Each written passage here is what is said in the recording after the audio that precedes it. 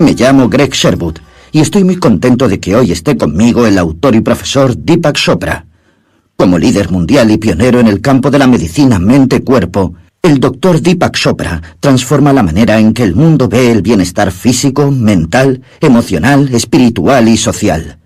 Conocido como un autor prolífico tanto en la categoría de ficción como en la de no ficción, Deepak Chopra, bienvenido a esta sesión de la cumbre inaugural de Hay House.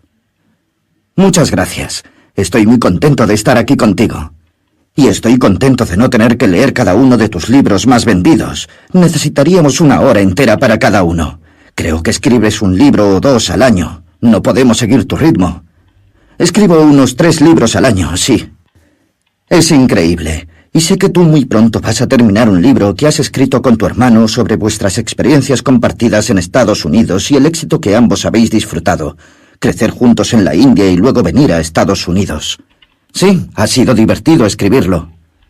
He acabado de leer uno de tus libros, escrito en colaboración con el Dr. Rudy Tanzi, profesor en la Universidad de Harvard, especialista en la enfermedad de Alzheimer y prestigioso neurólogo a nivel mundial. Los dos os habéis reunido y habéis estudiado la conexión del cerebro y habéis combinado tu experiencia espiritual y médica con la extraordinaria formación científica en el área de la neurociencia del Dr. Rudy. Realmente es un libro extraordinario, y estoy contento de anunciar que el evento que preparaste para PBS se ha convertido en uno de los más exitosos de los últimos años en la cadena, por su recaudación de fondos, por lo que estamos muy orgullosos de contar con tu presencia en este programa con un trabajo tan bueno. Muchas gracias. Ahora, Deepak, como sabes, el propósito de esta hora, en esta cumbre inaugural de Hay House, es transmitir un conocimiento que pueda compartirse en un periodo de tiempo bastante corto, pues solo disponemos de una hora. Se trata de ofrecer a nuestros oyentes algunas ideas que puedas compartir con ellos para que las puedan aplicar de manera eficaz en su vida y tal vez conseguir una vida más congruente con la forma en la que les gustaría sentir y estar en el mundo. Sé que eres un gran partidario de nuestra existencia aquí y ahora, en el presente, de no vivir en el pasado, de no obsesionarse con el futuro, y quizá podríamos centrarnos en cómo podemos ayudar a la gente a vivir en este preciso momento con éxito. Bueno, creo que deberíamos comenzar por tu mención a mi colaboración con Rudy Tanzi, quien no solo es uno de los neurocientíficos más destacados del mundo, sino también el director del Laboratorio de Genética del Hospital General de Massachusetts, de la Facultad de Medicina de Harvard.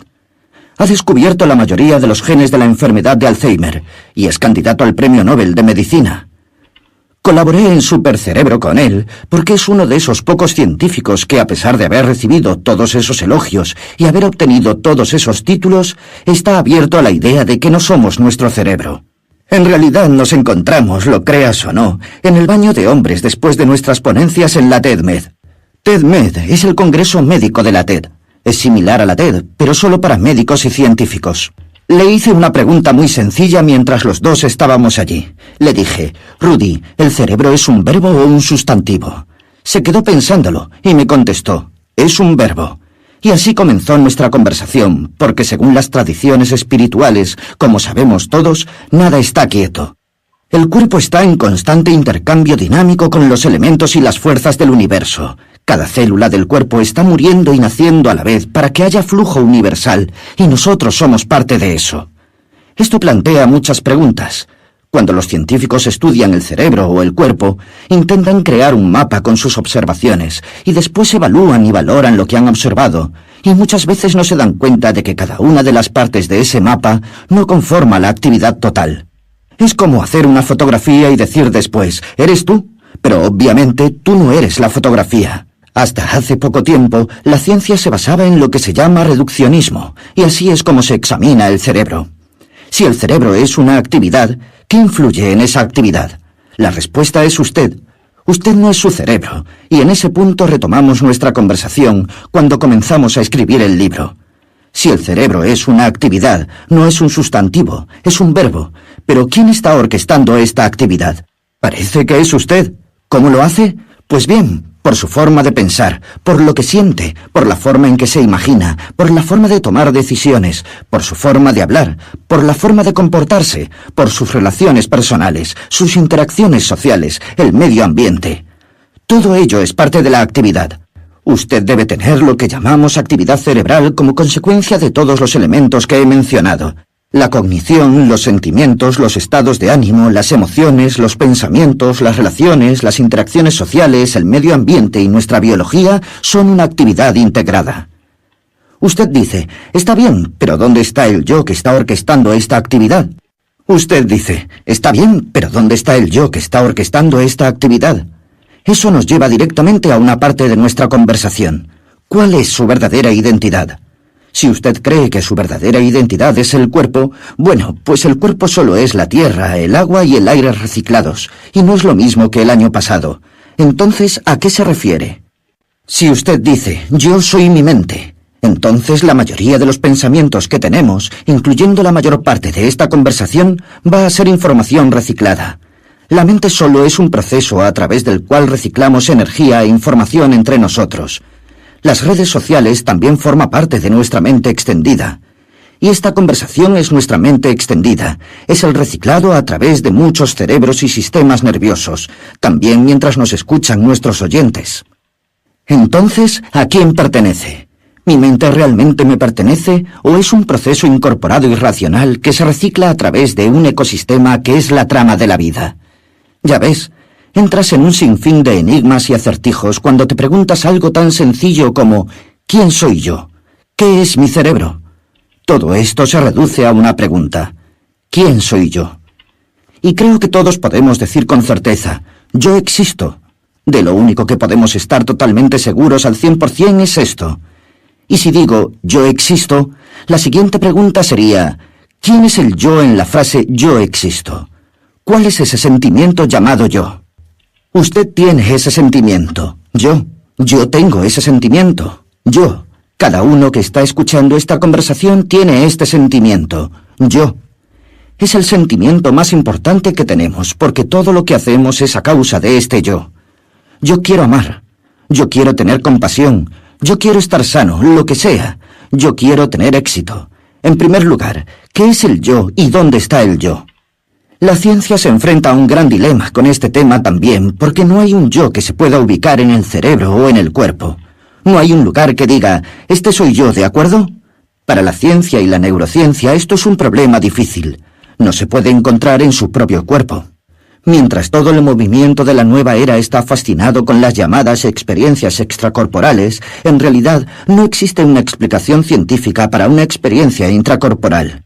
Cuando no existe una explicación para algo, entonces hay un principio en la ciencia que se llama la navaja de Occam, que dice que, en igualdad de condiciones, la explicación más sencilla suele ser la más correcta.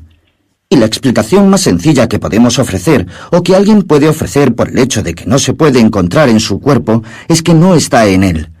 Es una alucinación que compartimos todos, pues estoy en algún lugar de mi cuerpo. Las tradiciones de sabiduría del mundo nos dicen que es al revés. Su cuerpo está en usted, su mente está en usted. En realidad, todo el universo está en usted. En la Bhagavad Gita, el señor Krishna le dice algo hermoso a Arjuna. Curvando dentro de mí, puedo crear una y otra vez. Y si no estoy en mi propio cuerpo, entonces la siguiente pregunta será, ¿dónde demonios estoy? La respuesta es que parece que esta es la pregunta equivocada. Porque tan pronto como usted insinúe que existe un lugar para ubicar algo que no se ubica en el tiempo, algo que es eterno y atemporal, usted estará suponiendo que existe una ubicación en el espacio para algo que no tiene lugar en el espacio, que no tiene volumen. Es su espíritu, su conciencia, en términos modernos, no es local. No tiene lugar en el espacio ni en el tiempo. En la Bhagavad Gita, el señor Krishna dice, el agua no lo puede mojar. El viento no lo puede secar, las armas no lo pueden destrozar, el fuego no lo puede quemar. Es antiguo, no acaece, no muere. Este es el punto de partida. Somos conciencia y esa conciencia no es localizable. Es eterna, y el cuerpo, la mente y todo lo demás que llamamos universo son una actividad en nuestra propia conciencia. Si hubiera una actividad fuera de la conciencia, sería incognoscible por definición. Por ahí empezamos. Entonces dice, ¿y eso cómo me puede ser útil en la vida? Bueno, le puede ser útil en muchos aspectos. Las 5 causas del sufrimiento, como se explican en la tradición de sabiduría del Vedanta, son los siguientes. Número 1. No saber quién es. Número 2. Que sea apegado o adicto a lo impermanente, que es un hecho de la existencia. La impermanencia es un hecho de la existencia. Número 3. El miedo a la realidad de la impermanencia. Número 4. Identificarse con una alucinación socialmente provocada llamada el ego. Y número 5. El miedo a la muerte. De hecho, estas 5 causas se resumen en la primera: no saber quién es usted. El objetivo general de los estados superiores de conciencia o de la iluminación es encontrar su verdadera identidad, que no es el cuerpo, no es la mente, no es el mundo, es la fuente de todo. Cuando la encuentra, entonces no solo ha resuelto el problema de su sufrimiento en general, sino que usted puede ayudar a aliviar el sufrimiento del mundo. También puede ir más allá del miedo supremo, que es el miedo a la muerte, que se encuentra en la forma de todos los miedos disfrazados. Cada miedo que tiene es el miedo a lo desconocido. Bueno, el hecho es que lo conocido es todo lo que ya ha ocurrido y por lo tanto no existe. Lo desconocido es el lugar donde vivimos, respiramos, nos movemos y sin embargo nos asusta.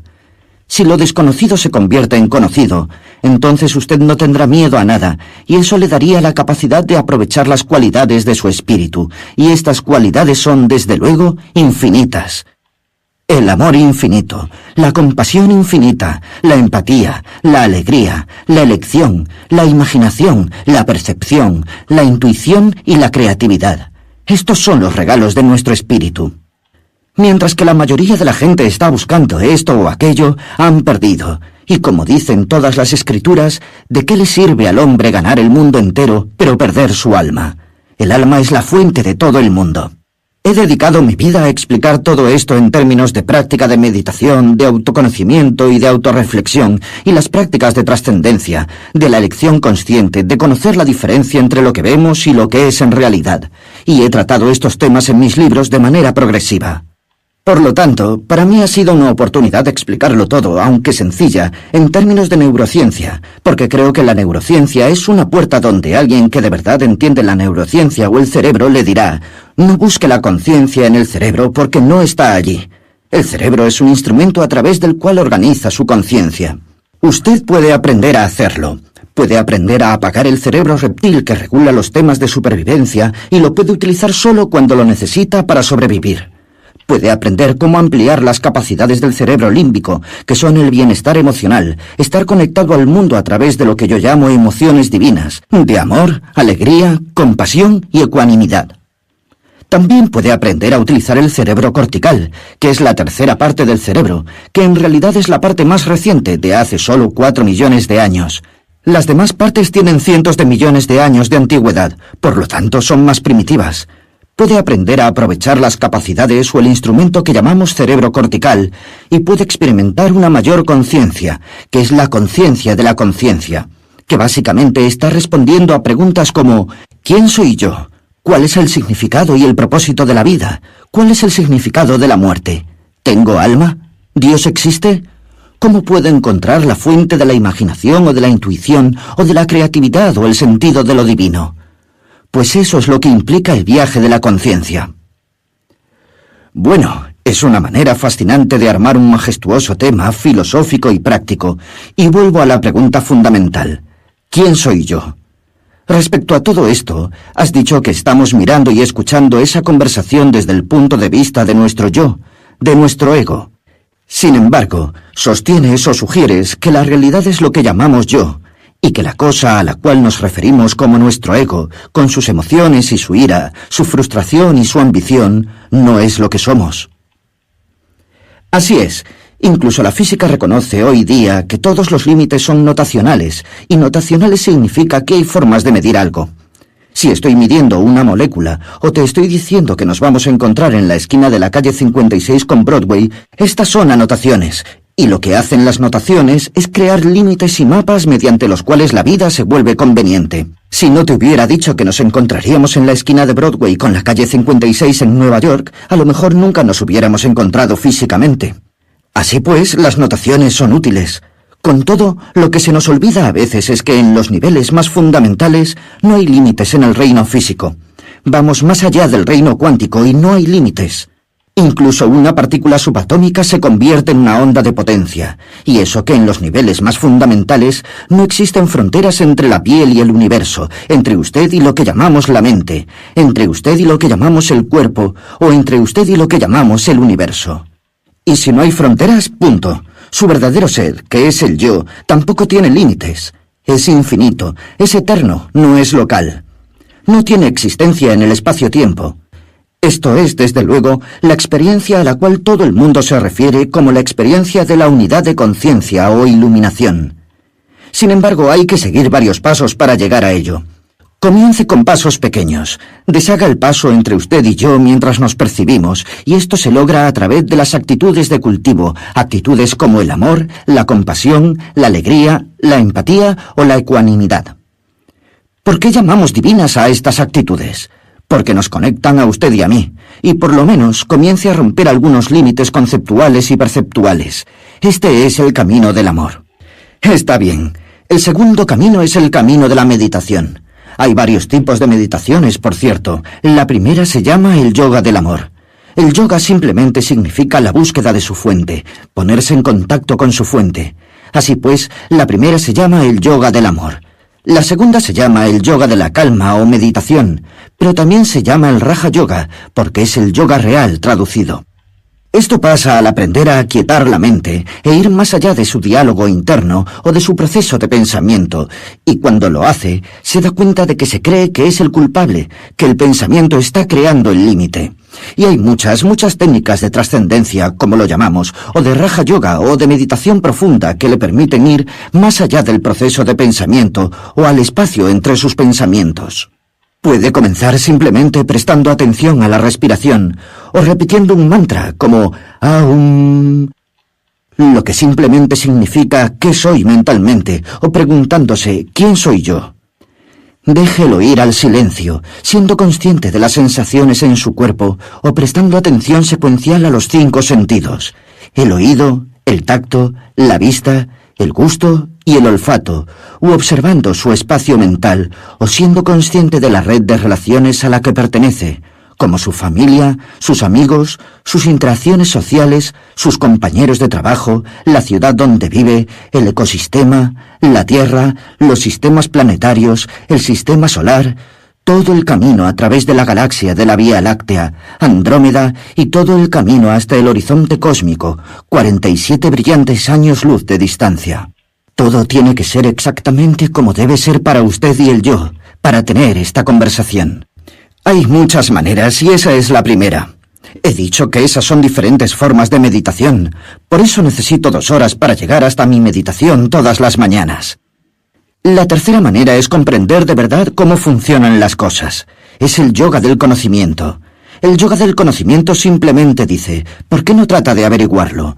Hay gran cantidad de conocimiento estos días sobre el comportamiento de la naturaleza, sobre el hecho de que la naturaleza es una actividad, que no hay nada ahí que exista por sí. De hecho, no existen las partes. Lo que llamamos parte es un patrón de comportamiento del conjunto.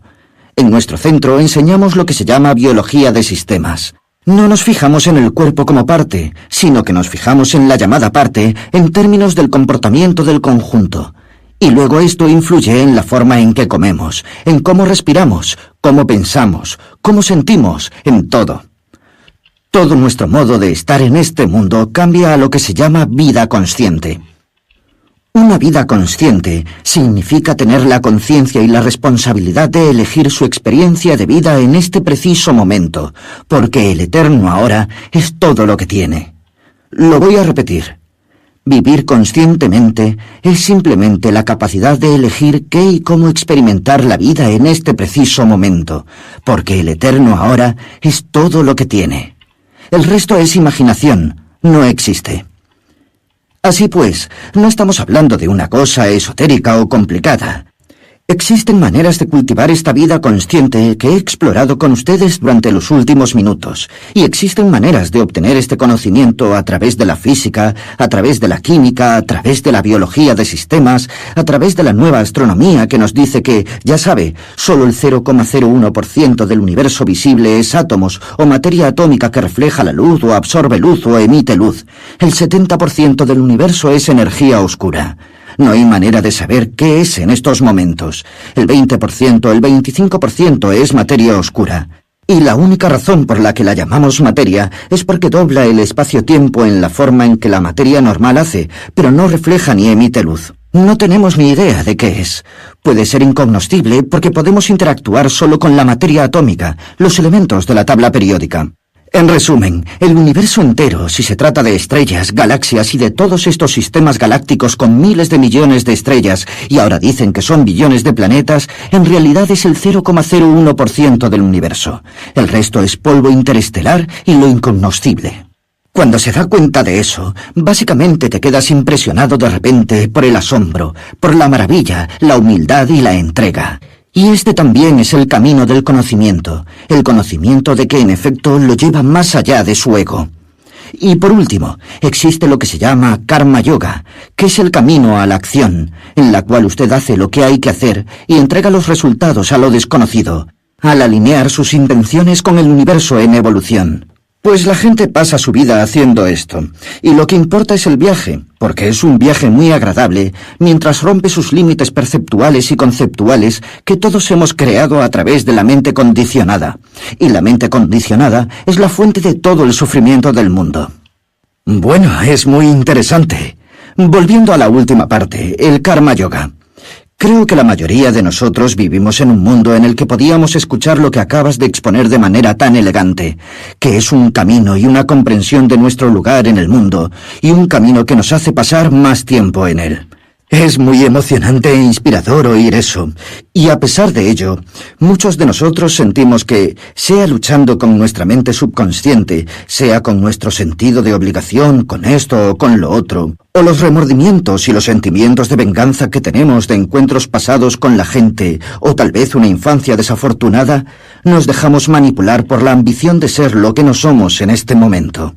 ¿Hay alguna manera de deshacer ese nudo gordiano del ego y el sentido de estar atrapado, cosa que mencionaste y suena como un espacio tan relajado, generoso y cariñoso?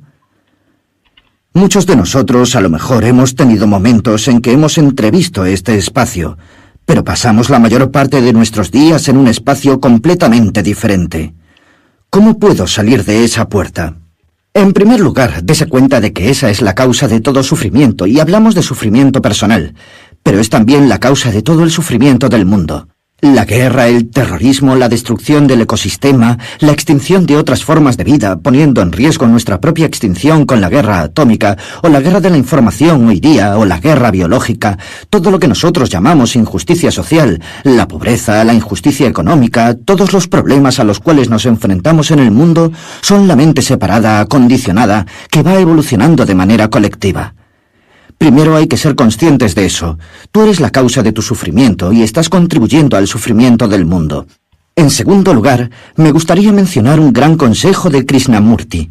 Dijo que la forma más elevada de la inteligencia humana es la capacidad de observarse a sí mismo, sin juzgarte.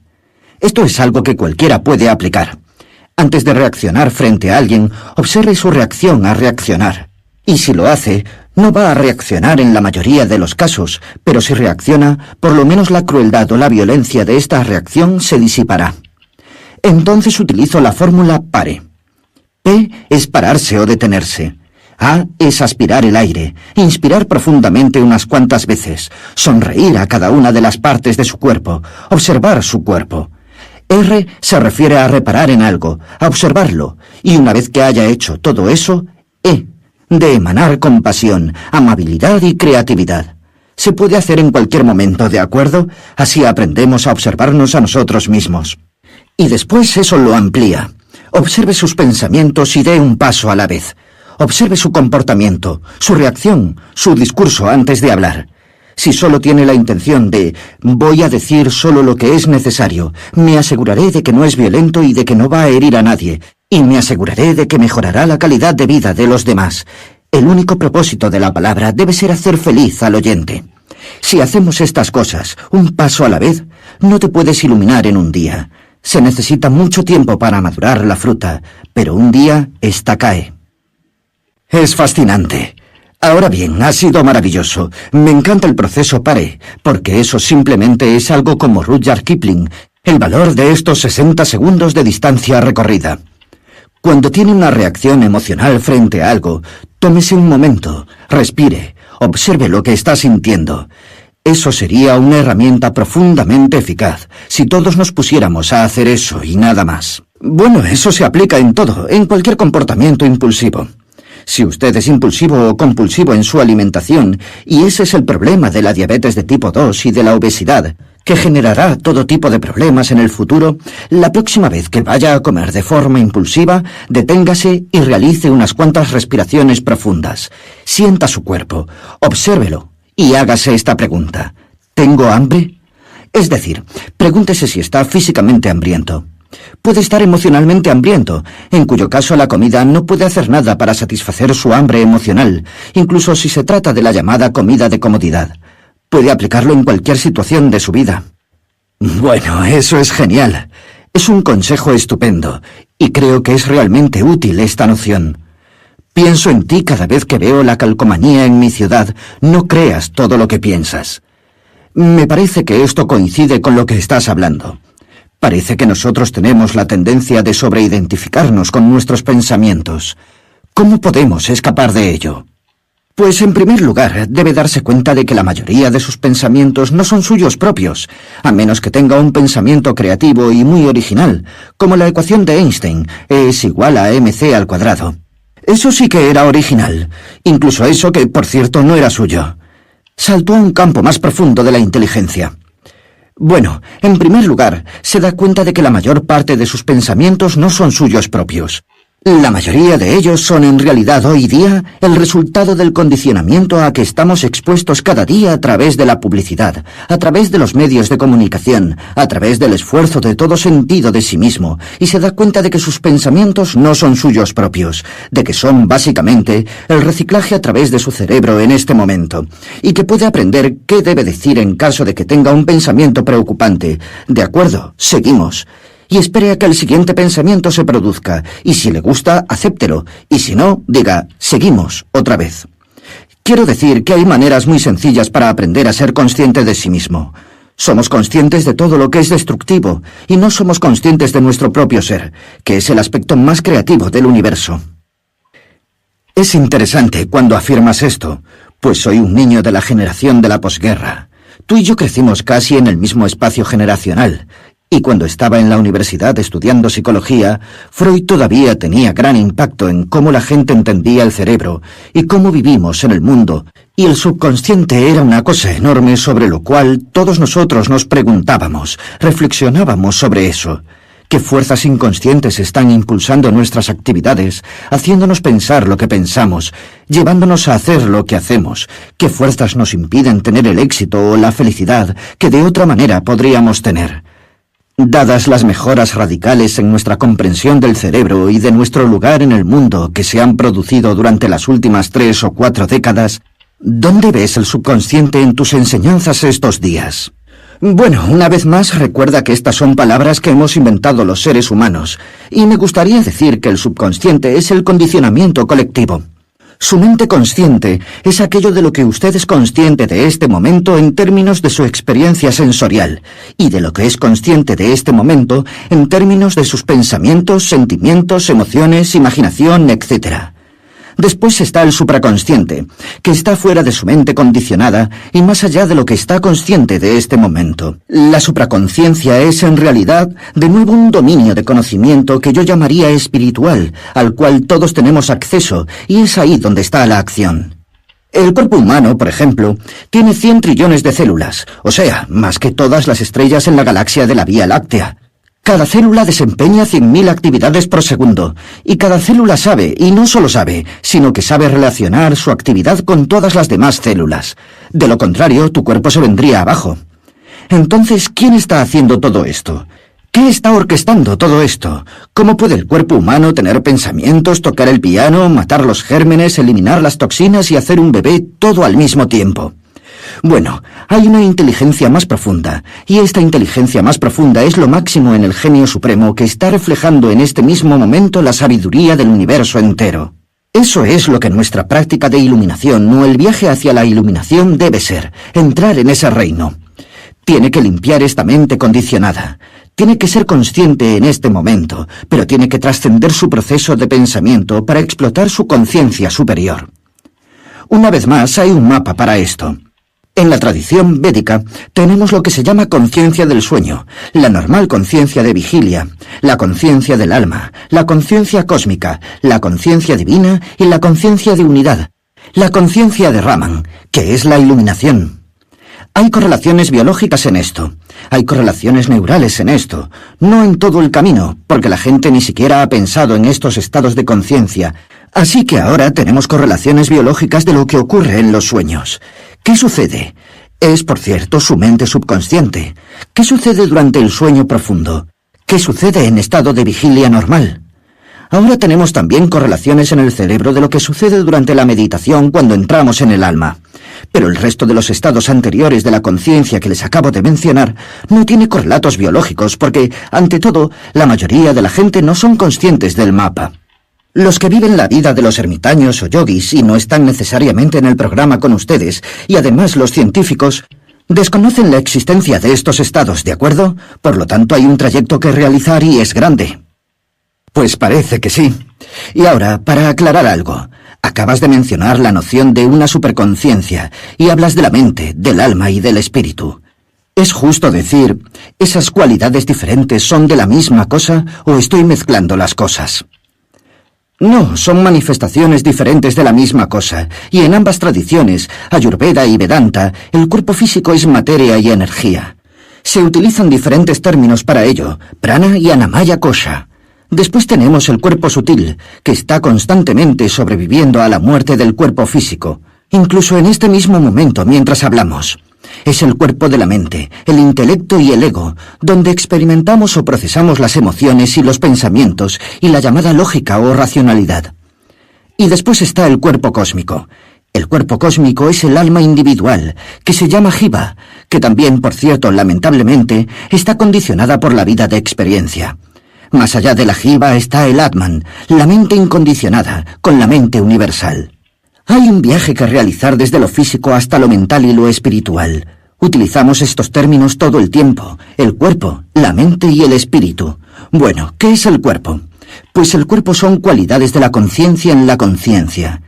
¿Qué es la mente? Cualidades sutiles de la conciencia en la conciencia.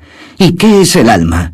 Es aún más sutil durante todo el recorrido hasta el reino de las infinitas posibilidades, de la creatividad infinita, de la correlación infinita, de los saltos cuánticos de la evolución y así sucesivamente. Y es interesante para mí, porque obviamente tú te formaste como científico occidental, y en tu último trabajo con el profesor Rudy Tansi forman un equipo interesante los dos. Él se basa en la ciencia. Tú entiendes todo eso y usas ese vocabulario también porque eres un científico también.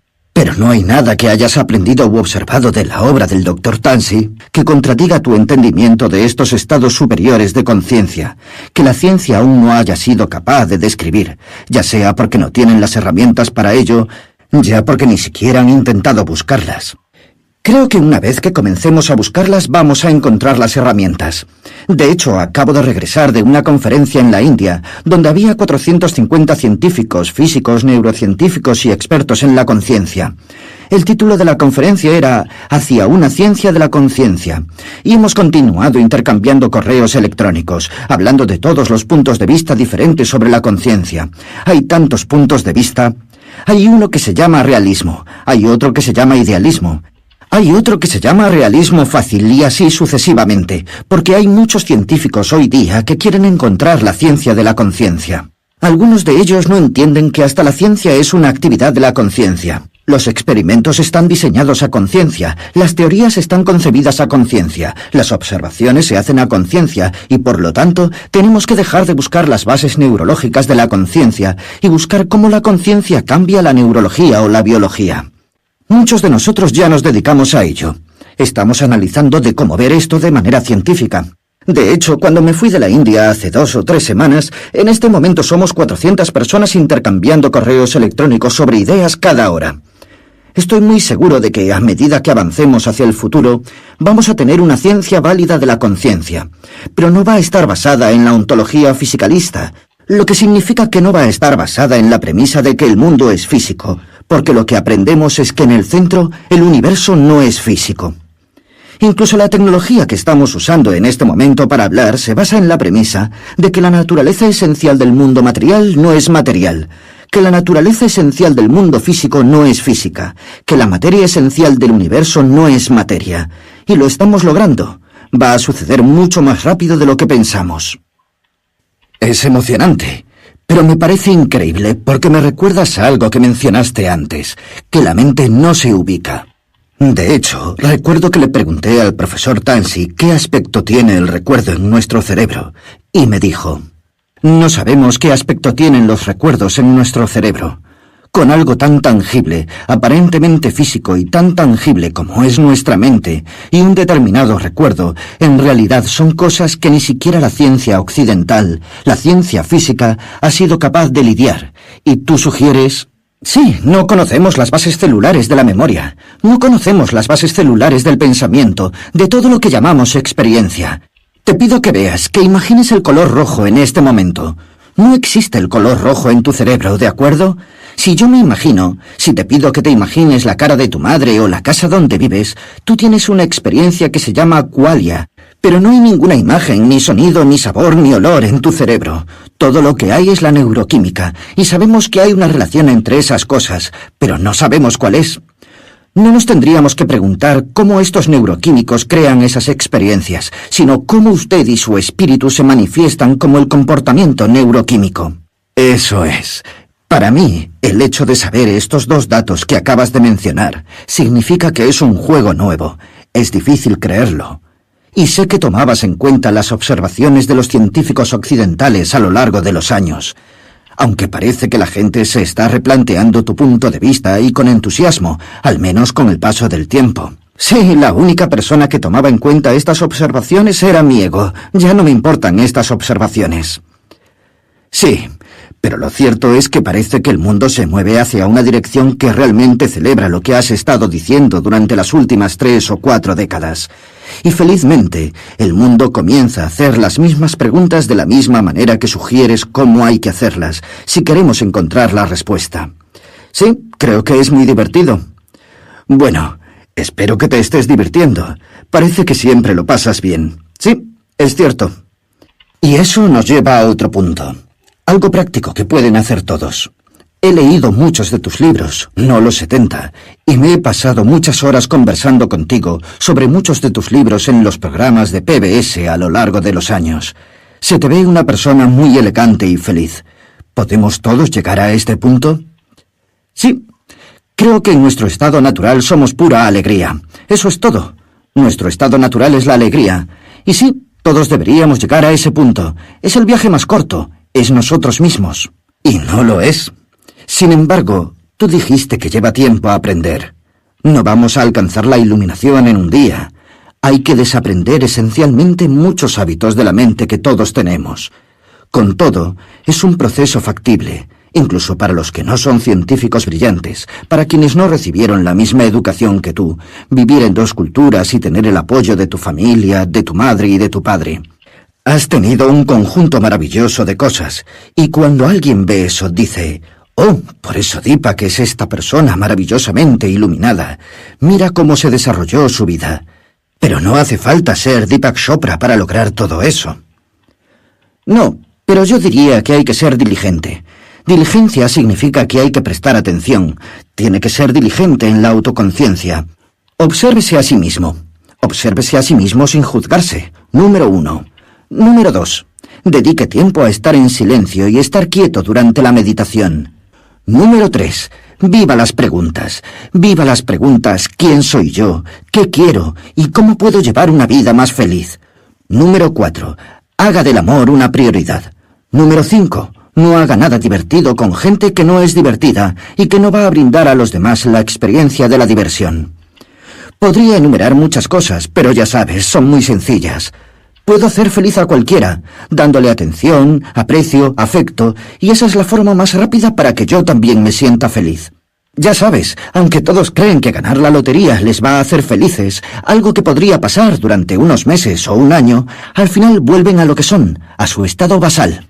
Las reglas son muy simples: la autoconciencia, el silencio, viviendo las preguntas, hacer del amor una prioridad, nunca dejar de tener el sentido de la maravilla, adquirir el conocimiento que está disponible y hacer cosas que son importantes no solo para usted, sino cosas que pueden cambiar el mundo. Eso es todo. Bueno, eso es todo. Quiero decir, es un buen plan de juego. Aunque me pregunto, tú vives en el mundo como un maestro con talento, feliz y maravilloso. ¿Por qué nos acostumbramos a creer que los yogis y los gurús que viven en las cumbres de las montañas, o que se han convertido en ermitaños y se aislaron del mundo incluso? Entiendo que Buda pudiera haber elegido vivir lejos del mundo, pero optó por volver. ¿Por qué muchos de estos grandes maestros tienden a desvincularse de la vida diaria? Bueno, antes que nada, estas personas eran luminarias, eran la minoría, y además hablamos de otra época. Hoy vivimos en la era de la información. Imagínate que Jesucristo tuviera acceso a PBS o algo así, u Oprah Winfrey. Hay muchas personas que tienen acceso a la misma información. Por lo tanto, lo que antes era el conocimiento de unos pocos privilegiados, ahora es el conocimiento de muchas personas, y eso aumenta rápidamente. Número 3. En la tradición donde el yoga floreció y se desarrolló, había cierto tipo de tradiciones que se mantuvieron vivas. Antiguamente, tener una vida saludable significaba vivir 100 años. Los primeros 25 años eran años de ambición, de éxito y conocimiento. En los siguientes 25 años se aprendía a utilizar este éxito y este conocimiento para mejorar no solo su propia posición en la sociedad, sino también la sociedad. En vez de ser meros adquirientes del conocimiento, eran usuarios del conocimiento. Durante los siguientes 25 años de su vida, se dedicaban a devolver al mundo lo que el mundo les había ofrecido. Y los últimos 25 años de vida, de 75 a 100 años, se dedicaban a la iluminación. Y la gente realmente seguía estas reglas. Tengo un tío bisabuelo que tiene más de 100 años y que ahora vive en un bosque por el Himalaya. Está viviendo la última etapa de su vida, la iluminación, pero no hace falta volver a las antiguas tradiciones. Los tiempos cambian, todo cambia, cambia la cultura, entramos en un mundo globalizado, de conocimiento global. No hay nada, desde construir una bomba atómica hasta la búsqueda de la iluminación, que no esté disponible de una manera u otra a través de Internet o de la Wikipedia, que por lo menos nos ofrece la oportunidad de conocimiento. Vivimos tiempos diferentes. Me gusta pensar en una frase de la doctrina cristiana: estar en el mundo y no de él. Yo creo que se puede hacer ambas cosas, ser inminente y trascendente a la vez. Hablas de vivir los tiempos modernos, que todos tenemos que hacer, y sin embargo, hace poco tomaste la decisión de experimentar la vida de un monje. Te rapaste la cabeza y... ¿puedes explicarnos algo sobre esa experiencia? Porque a mí me parece algo extraordinario. Pues yo quería estar en un lugar donde no fuera una autoridad, tener la experiencia en la cual alguien más joven que yo os pudiera guiar, como nuestro abad o un monje en el monasterio. Nosotros nos afeitamos la cabeza, caminábamos descalzos por las calles y por el bosque para mendigar nuestra comida. No se llamaba mendigar, se llamaba ronda de limosnas. Compartíamos nuestra única comida al día. Meditábamos para la impermanencia y de hecho incluso sobre nuestra muerte. Como resultado de esta experiencia, el momento actual adquiere una cualidad de valor inapreciable que no había experimentado antes. Como dijo un monje antes de irme, mi abad, dijo: el momento más importante de tu vida es ahora. La persona más importante de tu vida es con el que estás ahora. El trabajo más importante de tu vida es el que estás haciendo ahora. Y si te acuerdas de eso, esa es la vida que quieres vivir, porque el ahora nunca termina. Por supuesto que sabía eso, pero era agradable oírlo de una forma refrescante y experimentarlo de una forma refrescante. Cuando sabes el verdadero valor de la vida, entonces no vas gastándolo por el mundo. ¿Dónde llevaste a cabo todo eso, Deepak? En un monasterio en el norte de Tailandia, en un monasterio en el bosque en el norte de Tailandia, en una región llamada Rang Khai. Muchos han oído hablar de Chiang Mai. Este lugar es Rang Mai. Lo siento, este es el nombre de la ciudad más cercana. Estupendo. Eso suena tan fascinante que, aun con toda tu experiencia y todo el pensamiento y la sabiduría que ha pasado por tu vida, y la diligencia que has aplicado en convertirte en lo que eres, has encontrado esta experiencia aún más esclarecedora y realmente humilde. Bueno, Greg, esto lo hago cada 3 o 4 meses. Me tomo una semana de silencio y lo volveré a hacer en mayo, esta vez en Asilomar. Y hay mucha gente que viene conmigo y hacemos exactamente lo que hicimos en el monasterio, excepto ir mendigando en busca de comida. Es lo mismo. Lo he hecho durante años y años, y después dedicamos 2 horas por la noche al diálogo y la discusión. Es un proceso que he seguido toda mi vida. Esto era un poco más exótico y más intenso, y lo quería hacer desde hacía mucho tiempo. Pues suena fascinante, y me encantó ver unas fotos tuyas por internet con la bata y la cabeza rapada. Fue extraordinario verte así, aunque me pregunto, para aquellos de nosotros, haz el proceso de mendigar más fácil porque nadie sabe quién eres. Algunos de nosotros podemos pensar, bueno, no puedo hacer algo así. No voy a entrar en el camino en que Deepak Chopra entró porque tengo una familia, un trabajo y una hipoteca. No voy a ir a Tailandia o no voy a ir a Asilomar 2 semanas y sentarme en silencio con Deepak porque no tengo ni el tiempo ni el dinero. Pero estos pasos sencillos que has sugerido a lo largo de esta hora son formas vitales valiosas para avanzar en esa dirección. Sí, son muy valiosos, y lo único que necesitas es diligencia. Como dijo Buda en su enseñanza, perspectiva correcta, calidad de atención correcta. Y correcta significa justa o evolutiva, pero una de las cosas en que hizo hincapié en su camino óctuple fue la diligencia de practicar. Eso no significa que necesita más tiempo, es solo cuestión de cambiar sus prioridades. Dan Siegel es un neuropsiquiatra de la UCLA.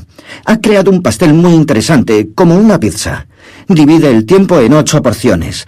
Tiempo para dormir, tiempo para hacer ejercicio, tiempo para meditar, tiempo para divertirse, tiempo para relaciones, tiempo para centrarse en el trabajo y también... ¿qué más me falta? Dije lo de dormir. Puedes observar los 8 pedazos de la pizza. Sin embargo, me imagino que son todos iguales, ¿no? No son iguales porque se necesitan de 6 a 8 horas de sueño, pero puede pasarse 15 minutos meditando cada día y 15 o 20 minutos de su tiempo en su relación, cultivando relaciones significativas, y luego, cuando está en su trabajo, puede concentrarse en lo que hace. También se da cuenta de que a pesar de que la mente subconsciente o el cerebro inferior pueden hacer muchas cosas al mismo tiempo, la mente consciente no puede realizar múltiples tareas. No se puede, y a eso lo llamamos mito. Así que haga una cosa a la vez y hágalo con excelencia. Y ese es el concepto de la diligencia. Suena fascinante. Y probablemente es un buen consejo para todos nosotros, por lo menos en el mundo occidental, donde todos creemos de verdad en este mito de lo que podemos y de lo que tenemos que hacer. Sí, está en el coche conduciendo y engullendo un bocadillo, hamburguesas y patatas fritas y ketchup. Está conduciendo al mismo tiempo. Está hablando por el móvil porque ahora no es necesario tenerlo en la mano y no logra terminar nada. Pierde el camino, cruza un semáforo. La persona con que está hablando se enfada porque usted en realidad no le está prestando atención y le da indigestión. ¿De qué sirve todo esto? El sentido es, en mi opinión, que todos creemos que tenemos que seguir el ritmo de los demás de alguna manera, y tú estás aportando y has aportado, a lo largo de esta hora, un argumento bastante vívido y claro, señalándonos la dirección contraria. Y es interesante que digas que solo podemos hacer una cosa a la vez, porque según tengo entendido, los científicos, los neurocientíficos, han estudiado este mismo fenómeno con los estudiantes de la Universidad de Stanford y del MIT, y de hecho no podemos realizar múltiples tareas. Conscientemente no, pero el sistema nervioso autónomo está haciendo muchas cosas en este momento, como regular la tensión arterial o la frecuencia cardíaca. Este es el milagro de nuestra existencia. Existe una parte de nuestra mente que hace un número infinito, casi infinito de cosas al mismo tiempo, y no es nuestra mente consciente. Antes de despedirme de ti, Deepak, te voy a pedir que repitas esos 5 pasos, porque creo que es muy interesante, ya que dijiste que son sencillos. Si tú fueras el entrenador de mi vida y me fueras a dar un plan de juego simple, porque nunca vamos a tener la oportunidad de tener otra conversación como esta, que comenzó con juicio y silencio, ¿podrías repetir esos 5 o 6 pasos? Mientras nos despedimos de nuestros oyentes, quiero que este sea su regalo, porque creo que esta es la mejor lista que he escuchado. Bien, escuchen, es posible que los haya olvidado, pero lo voy a hacer lo mejor que pueda. ya que el número 1 es la forma más elevada de la inteligencia humana, es la capacidad de observarse a sí mismo sin juzgarse, practique la autoconciencia. También practique la conciencia plena, la conciencia de su cuerpo, la conciencia de las sensaciones en su cuerpo, los pensamientos en su mente, las imágenes que experimenta y sus emociones. Haga una cosa a la vez. Practique el silencio, la meditación mantra usando algo como la conciencia de la respiración o simplemente repita algo como aum, lo que significa yo soy. Viva una vida de preguntas. No busque las respuestas, pero viva las preguntas y la vida lo llevará a las respuestas si vive las preguntas cuando llegue el momento adecuado. Nunca olvide preguntarse, ¿quién soy yo? ¿Qué quiero? ¿Cuál es mi propósito? Cultive las relaciones y el amor en cada aspecto de su vida y busque la excelencia aunque ignore el éxito. Si lo hace, la vida será mucho mejor. Me encantó lo que dijiste antes. Intenta pasar un buen rato. Sí, me hago 3 preguntas nada más. ¿Es divertido? ¿Las personas con las cuales estoy haciendo esto son divertidas? ¿Y va a mejorar la vida de los demás para que se diviertan más? Bueno, Deepak Chopra, para mí esto ha sido divertido y muy revelador. Y estoy seguro que para nuestros oyentes también. Gracias por tu tiempo y mucha suerte en todo lo que emprendas. Muchas gracias por la invitación, Greg. Gracias.